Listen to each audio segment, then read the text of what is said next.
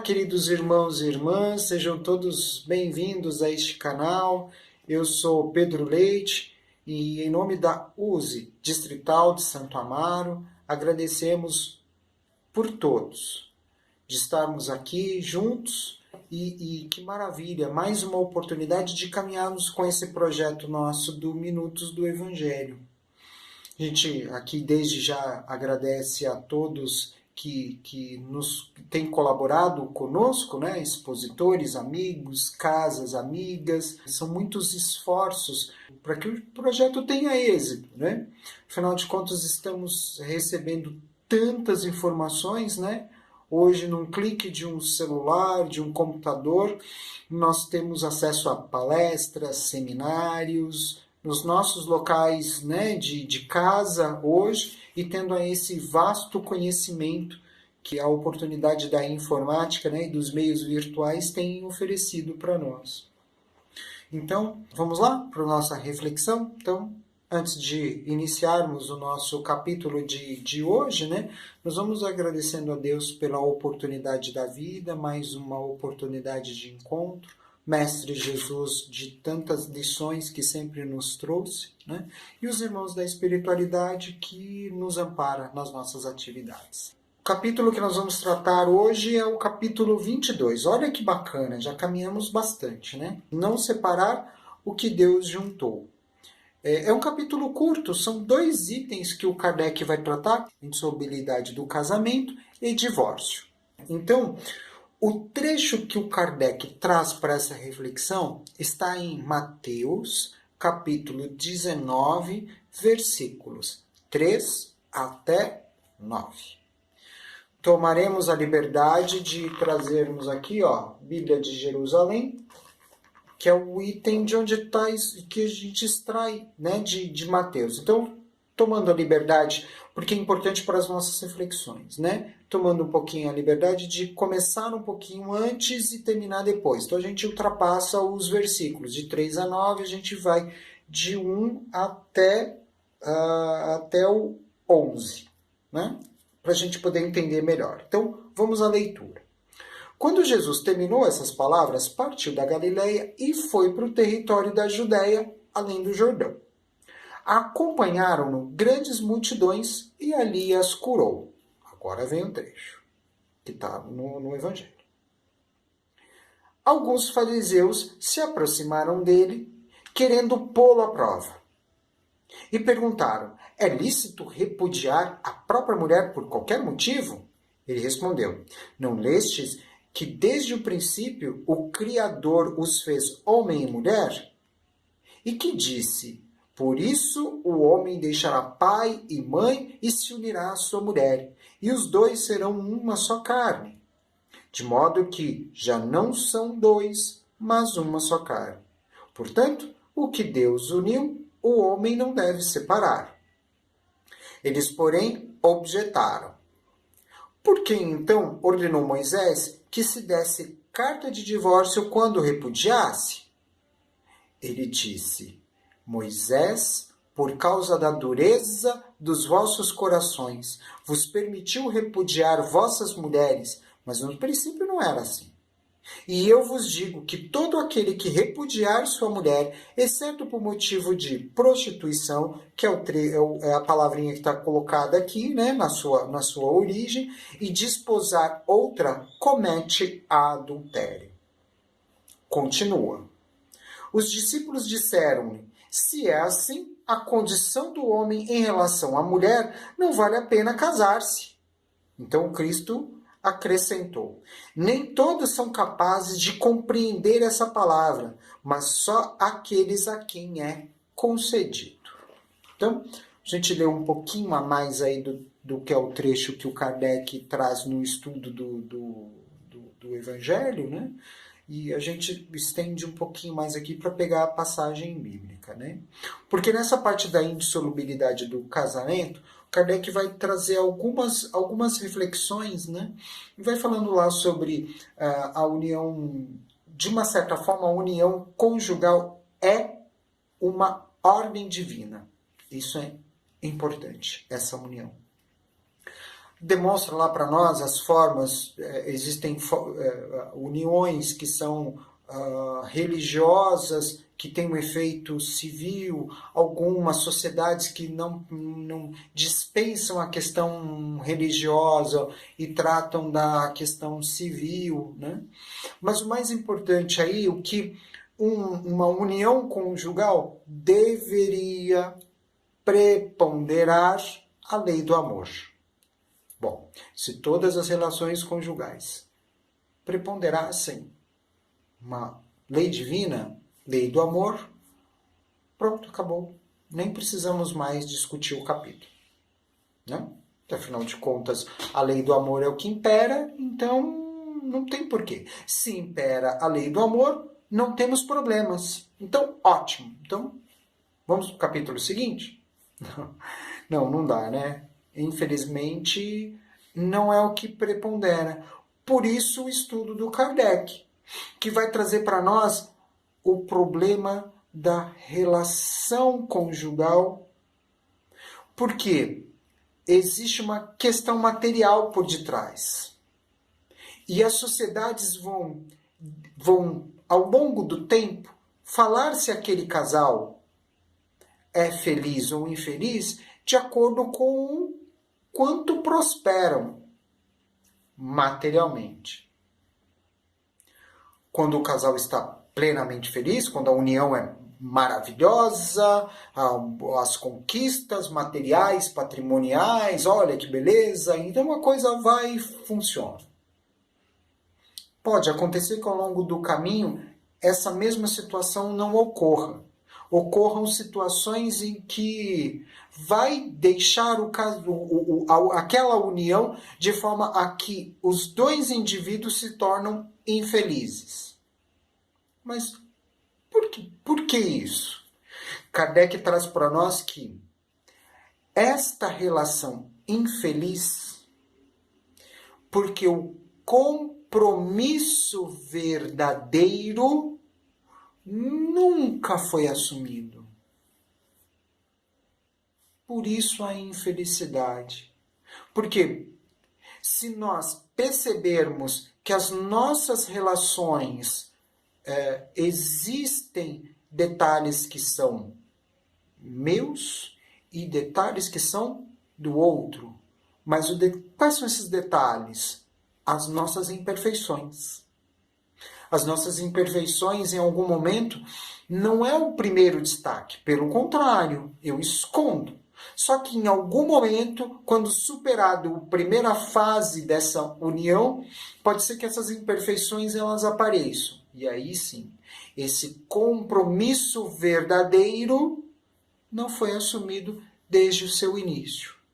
E aí o Kardec vai trazer alguns questionamentos e ele fala, olha, pode ser que essas uniões são irregulares, ou seja, eivadas, vindas de preconceitos, interesses, comodismos, conchavos. A gente precisa lembrar que a sociedade que o Kardec estava inserido na época era uma sociedade que havia muitos interesses. Famílias preservando seus patrimônios. Então, nós vamos perceber ali a aliança de famílias com seus indivíduos se juntando a outros para permanência de poder, de status, de uma série de coisas, né? Então, Kardec vai fazer as reflexões dessa questão de, olha, por que muitas dessas condições não deveria acontecer? Porém, elas acontecem.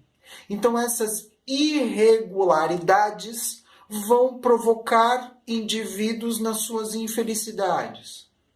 Então, aquilo que não era, que em tese nasceu de um compromisso e que não deveria ser cessado, separado, provocam indivíduos infelizes. Por isso que o Kardec vai trazer para nós, olha, o ideal seria que os compromissos já nascessem de forma harmoniosa, É uma ordem divina a união conjugal. Por que nós vamos afetar esse envolvimento, estes compromissos? Esses compromissos ao longo do tempo podem ser afetados porque, de uma certa forma, ele não nasceu verdadeiro. Ele nasceu pura e exclusivamente em função de interesses. Em algum momento, esses interesses cessam ou deixam de existir, as imperfeições do indivíduo é o que prepondera e as infelicidades vão acontecer. E aí o Kardec fala, olha, diante desse cenário, é preferível que faça separação para não termos dois indivíduos infelizes. Kardec é muito sucinto nessa questão, né? O ideal é nascer firme, num compromisso assumido. É uma ordem divina, é algo bacana. Os relacionamentos, mesmo que tenham os interesses, mas os interesses sempre para o melhor do outro, das próximas gerações que virão, que são frutos dessa união conjugal. Então, esse primeiro item, o Kardec trata disso. O segundo item que o Kardec trata do divórcio. E aí, quando ele vai falar da questão do divórcio, vale a pena a gente repassar o trecho evangélico, que os fariseus estão contundindo o Cristo e vão lá, mas escuta aqui, Cristo, é lícito repudiar a própria mulher por qualquer motivo? Repúdio, se a gente trouxer ali o repúdio, aquilo que não está bom, aquilo que de uma certa forma provoca a ruptura. E a pergunta é, por qualquer motivo? Vamos lembrar que a sociedade onde o Cristo, naquele momento, está inserido é de uma sociedade patriarcal, machista. A mulher não tinha direitos. Então, quer dizer, eu posso tirar a minha mulher dessa união que eu tenho com ela por qualquer motivo? E o Cristo vai fazendo lá, vai lembrar eles da questão de escuta, a união é justamente para ser um só. Não é para ter a separação. Porque, afinal de contas, é algo importante, é algo que Deus criou e não se separa. Mas escuta aqui, Moisés não disse para nós que a gente pode repudiar a mulher? E aí ele vai falando, olha, Moisés disse dessa forma porque a sociedade, lá no início, quando nós éramos selvagens, muito selvagens, nossas uniões eram naturais. Não se tinha as dificuldades que estamos tendo, isso ainda no tempo do Cristo, as dificuldades que temos hoje. Então era uma união natural. Não se comentava das separações, porque éramos selvagens. Ao longo do tempo, nós ainda deixamos da selvagem e vamos ser, e como somos até hoje, imperfeitos. Cristo vai renovar a história. Olha, como nós somos imperfeitos, em algumas situações, o repúdio pode ser um dos itens por causa das nossas dificuldades. Mas o Moisés já tinha dito, olha, não pode e não nenhuma forma, a não ser que haja um adultério ou que há alguma coisa de quebra de confiança, quebra no relacionamento, quebra dos interesses. Que, na verdade, o repúdio muito profundo é a questão do adultério. E aí, o que o Cristo diz? Olha, diante desse cenário, preferível, então, que aqueles que são repudiados não se unam novamente. Por quê? De uma certa forma, o Cristo já está prevendo que todas as formas de repúdio podem ser itens que vão sempre ser utilizados para que os interesses a outras mulheres acabam acontecendo. Então, nós vamos ter um distúrbio social. E o Cristo, Moisés já previa isso, e o Cristo enfatiza isso novamente. Mas Pedro, onde você está querendo chegar? As lições do Cristo são muito simples. Porque se a gente perceber que se a união conjugal é uma ordem divina, o Cristo já sabia disso. Mas ele também sabia das nossas imperfeições. E quais são essas imperfeições? Por que os indivíduos não permanecem unidos? Por causa dos seus egoísmos, dos seus orgulhos, das suas vaidades, das suas ambições, dos seus interesses preponderando sobre a lei do amor. Quando os fariseus vão contundir o Cristo, ele já sabia disso, porque sabia que todas as regulações, todas as uniões conjugais para aquele grupo são de interesses conchavos, interesses materiais de permanência, de patrimônio, de expansão territorial. Como é um interesse material, ele já sabe que quando se nasce de material não teremos o compromisso verdadeiro. Por isso, qualquer motivo é criado para se criar um tal do repúdio. Ou seja, eu separo daqui e junto ao outro. Vou para o outro, há alguma coisa que não me interessa, cesso esse e vou para outro. Isso seria um caos social. Então o Cristo, de uma certa forma, tenta trazer para aquele grupo, escuta, não é assim que você vai juntando e separando. A gente precisa lembrar do que o Moisés, como era o começo, de um grande compromisso. Mesmo que dentro da selvageria, mas aquele compromisso era o mais importante, que é o que deveria preponderar entre os seres. E aí, na discussão, os discípulos, então, já que a gente sabe que existirão dificuldades, então melhor é nem casar. E o Cristo ainda reitera, queridos, a união é importante. Só aqueles que estão lá sabem o quanto é importante que nós estejamos junto do outro.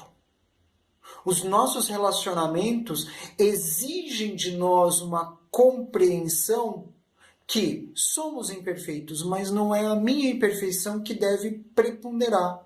Será que eu posso buscar no outro também formas de que possamos nós superar as nossas imperfeições um ao outro, nos comprometendo verdadeiramente a sermos indivíduos melhores? Porque sozinho não conseguiríamos fazer isso. Se nós estivermos com outro, será que esse trabalho não é importante? O Cristo trouxe para nós essas reflexões. Olha, ainda assim, com a lei mosaica extremamente aguda, os fariseus contundindo Cristo. Então, olha só, Moisés fala que quando há uma ruptura, os excessos, de imperfeições, é uma ruptura tão grande, Moisés ainda diz para lapidar, ou seja, as pedradas, que é o que a gente vai ver. Novamente, o Cristo vai falar dessa história do adultério. Vamos lembrar da mulher adúltera.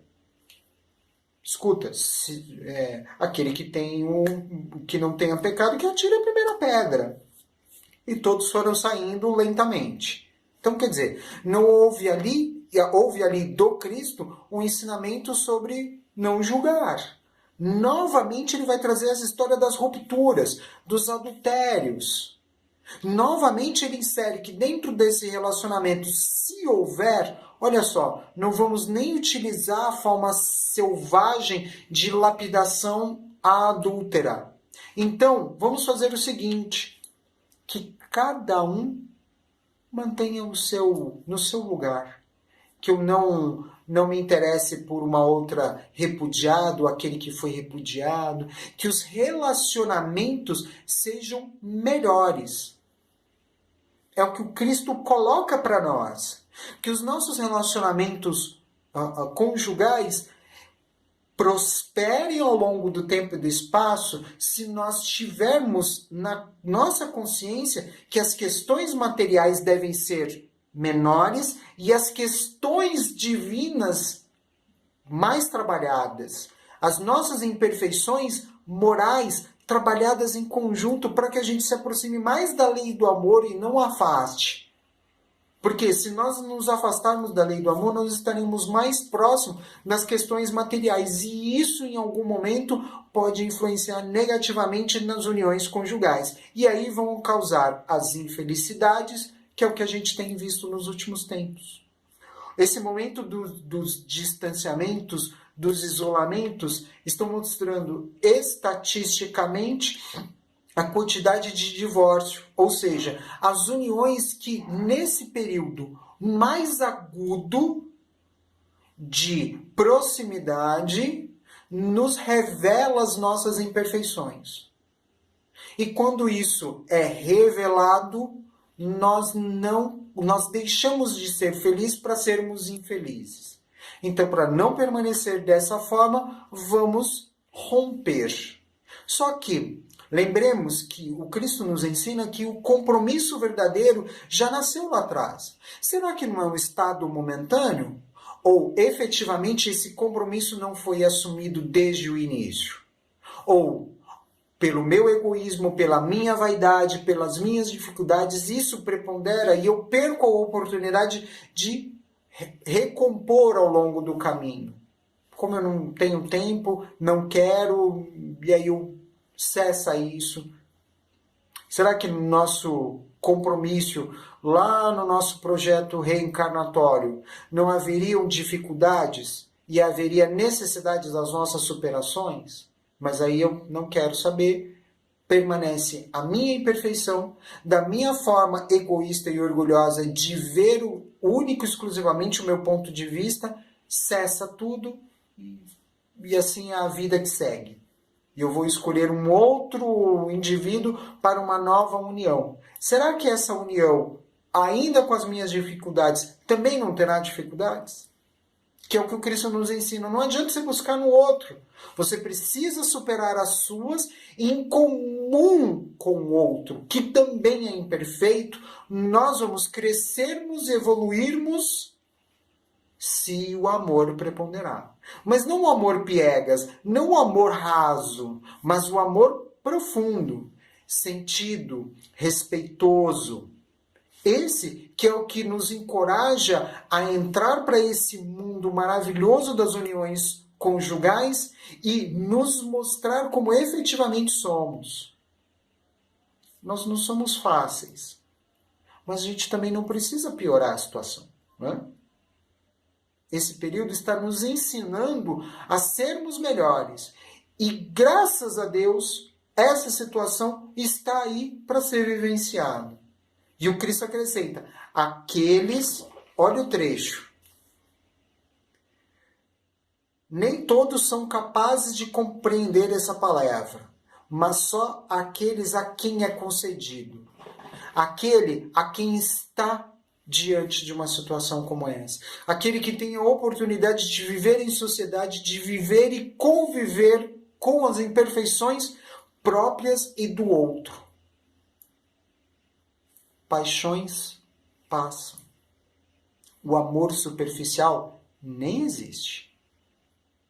Mas aquele respeitoso, profundo, geram frutos. E com certeza o indivíduo se melhora. E aí aquele reino dos céus prometido, as nossas consciências.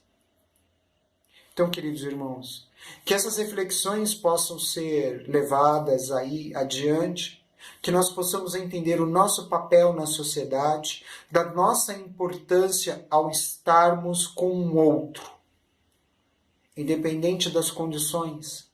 Lembrar de que nós temos um compromisso verdadeiro com o próximo. Se esse próximo é dentro de uma união conjugal, maior ainda a nossa responsabilidade. Maior ainda a nossa oportunidade de sermos um pouquinho mais felizes. Queridos irmãos e irmãs, que Deus nos conceda mais oportunidades de nos encontrarmos, que a gente aproveite essas tantas lições que nós já passamos só aqui no nosso canal, não é? E quantos outros canais estão trazendo para nós. E o mais importante é que nós possamos praticar o bem, juntar todas essas informações para sermos indivíduos melhores. Então, para encerrarmos, nossos agradecimentos a todos que até agora estiveram aqui conosco, permaneçam. Tem os jargões, né? Dá a sua opinião, é importante para o canal. Em breve nós teremos aí o capítulo 23, não percam. E assim a gente vai caminhando para trazer o Evangelho, de uma certa forma, trazendo para a nossa reflexão e para como é o consolo que a gente efetivamente precisa em tempos tão conturbados e difíceis. Então, em nome da nossa distrital, agradecemos aí a presença, a participação, né, e o cuidado e a atenção que tiveram conosco até agora e certamente terá conosco para sempre aí, tá certo? Então, muito obrigado e até breve.